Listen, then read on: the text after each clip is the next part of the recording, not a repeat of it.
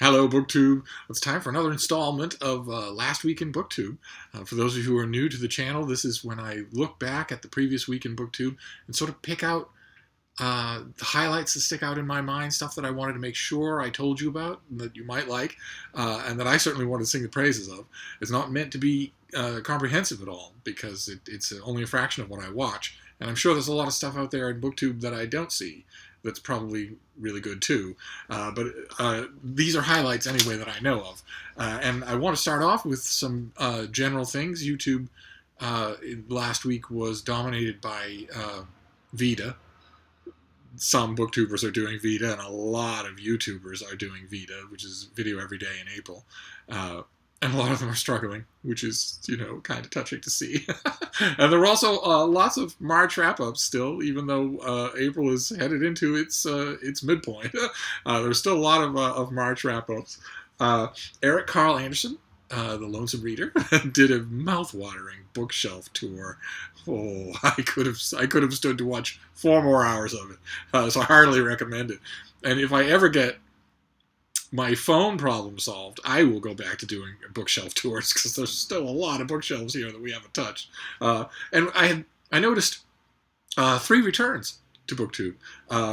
Turn the Page, Jack the Bibliophile, and Mega Man Chief Fan had all been gone for a bit and are now back. But I'm starting to get the sense that is a pattern at BookTube. That people, they do it for a while, they're really into it for a while, then they drop out for a while, and then if we're lucky, they come back.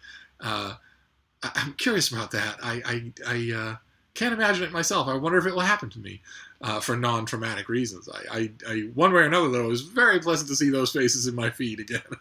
And then there were some reviews. I know that on BookTube, reviews tend to get less views than other kinds of videos, but I myself am a reviewer, and I gravitate towards them, especially when they're done well. I have a few that I want to tell you about that were really good. Josh at Literary Gladiators reviewed The Adventures of Augie Marsh by Saul Bellow, and found a lot more in it, a lot more worth in it than I've ever found, that's for sure. Richard Reads reviewed John Williams' worthless novel Stoner, that continues to get talked about, continues to get long, bloviating pieces in the New York Review of Books, continues to get reprinted, even though it's absolutely horrible. So I can assume that it is now firmly entrenched as a cult novel, along the same dude bro lines as Fight Club, and therefore largely immune to the waves of criticism. I don't understand it at all, but I loved his review. His review was really good. WhatKamilReads reviewed The Explosion Chronicles by Lianke, which was I was very happy to see it. I saw it first at the book room of the Christian Science Monitor, and sat down on a footstool to read right away. I was very happy to see it in an English language translation. I was very happy to see his review, because it hasn't been talked about on BookTube as much as I would like. Also, back to Literary Gladiators, Jeffrey at Literary Gladiators reviewed The Plantagenets by Dan Jones. He did a wonderful job in that beautiful background of his. And I believe in the video he had a hardcover, but if you go to your local bookstore, you will see a very sexy blurb on the paperback. And let's see here, Conrad at 7 Days at Sea reviewed Han Kang's Human Acts.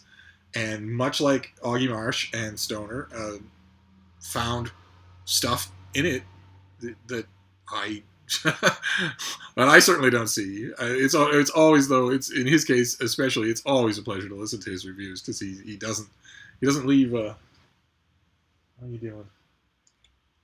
What are you doing?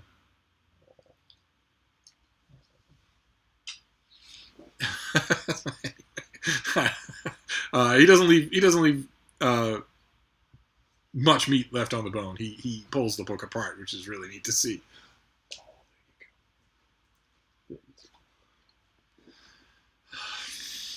Last week was rough. And that's it for reviews. And then there were a couple of general things, some general things I want to talk about before I wrap things up here. There are, for instance, Jesse the Reader, certainly needs no introduction from me, did a video about book buzzwords. that I thought, my reactions were all over the map at first. It's a video about the buzzwords that if a certain buzzword is attached to a book and it's on his list, then boom, he's interested. And the first thought I had when I was watching him launch into the video was, oh my god. So you're not only a shallow, manipulable reader, but you're going to advertise that fact? But then as he went on, I realized how incredibly honest such a video is, and also how universal it is. The more I watched it, the more I thought about it, the more I realized we all have book buzzwords.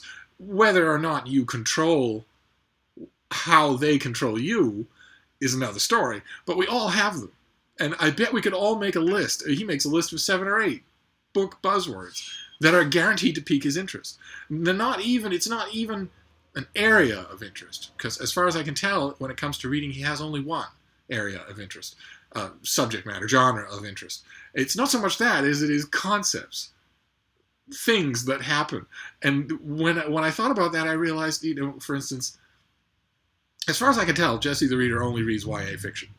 That horrifies me, but it seems to please him. But then I looked at my own reading, which is spread out over many, many genres, and I realized that it still has book buzzwords. Same as him.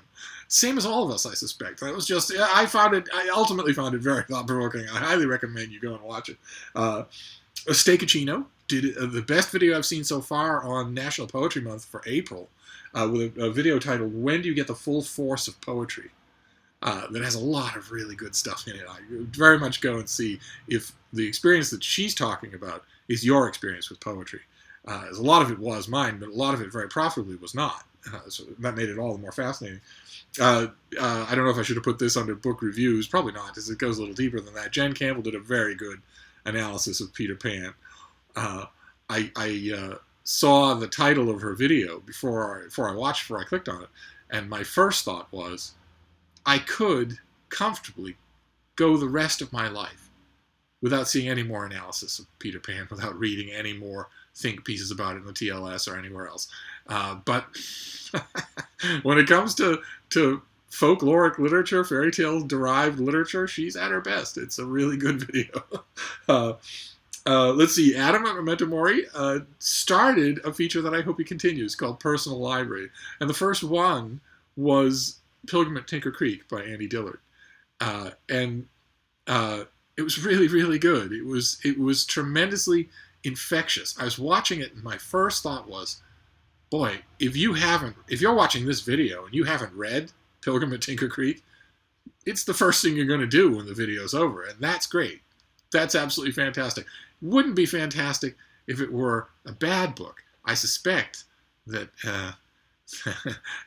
that Adam's What the Falk reviews are having the same effect, and they shouldn't be, because they're shepherding more people into the viscera-soaked cow slaughter pen that is Faulkner universe, Yoknapatawka. But when it comes to a book that deserves it, he has a real flair, and the video on Pilgrim at Tinker Creek was just superb. I hope Personal Library continues, even if it's bad books. I still love that kind of from the heart type thing. Neil Griffiths did a video called "What It Feels to Write a Novel," what it feels like to write a novel, and it's tremendously thought-provoking. I wonder what it will feel like, what your reaction will be when you're watching that video if you haven't written a novel. When I was watching it, I realized that just in the time that I have been on BookTube, I have become aware of a lot of people who BookTube, who also write. And a lot of those people have actually finished a novel. So, again, it made me curious, like the Jesse the Reader thing, it made me curious to see everybody do a video on what it feels like to finish a novel, to write a novel. I could do a video myself on the same subject. I have done it many times. Guaranteed to make booktubers chuckle. There's a video called BOOKTUBE Sucks by Courtney Pickles at PickelReads. I don't want to spoil it, but if you watch it, I guarantee you will chuckle. And if it gets wider circulation, some people who watch it, some booktubers who watch it, will feel a little uncomfortable. But again, this time as always, I mean this informally, of course, but if BookTube has a winner for last week, then it's Jennifer at Insert Literary Pun here for her video of reactions to the Bailey's Women's Prize for Fiction shortlist. And not even the video. The video was really good, but it's not what gets the prize. What gets the prize is the thumbnail for that video, which is a whole novel all by itself. Just go, if you go and click on the video and see, you'll see what I mean. It certainly wins for me for BookTube last week. And the only thing that's left is a little thing that some of you seem to like, and I certainly enjoy it, which was adding an extracurricular bit, adding a bit at the end, something that I watched. I watch a lot of YouTube. I watch a lot of YouTube. I don't watch movies or TV or anything like that, but I see a lot of stuff. And extracurricular is something that isn't BookTube that I can still recommend, and I actually do have one. There's a young stoner dude named Tucker Gott, who is out there having the kinds of adventures, the kinds of slightly make your skin crawl adventures that all the rest of us aren't having because we're at home on our couch reading. And this is no exception.